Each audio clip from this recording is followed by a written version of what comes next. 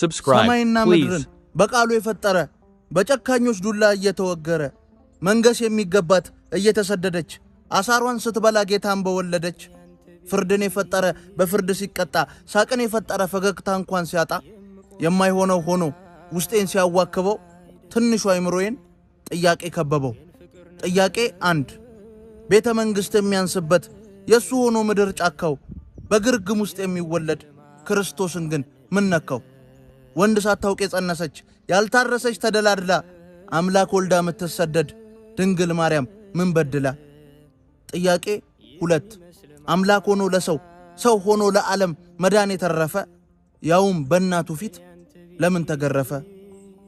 ጀርባውን ሲልጡት በአጥንት ጅራፍ ልጅሽ ላይ ያቄሙ ማርያም ሆይ ንገሪኝ የወለድሽው ልጅሽ እፊትሽ ሲገረፍ እንዴት ነው ህመሙ?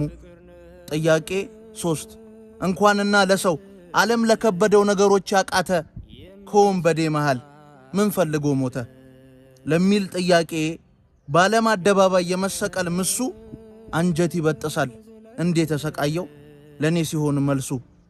አቀለል ነው እንጂ ሞቶልናል ብለን ሳናፍር ለስሙ ለሰው ኃጢአት መሞት ያውም አምላክ ሆኖ ብዙ ነው ትርጉሙ።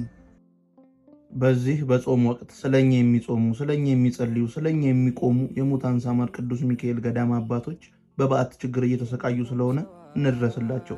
በኢትዮጵያ ንግድ ባንክ 1044259839 ላይ እንዲሁም በአቢሲኒያ 1410294444 ላይ የቻላችሁትን በማገዝ ምቹ ወደሆነ በዓት እናስገባቸው።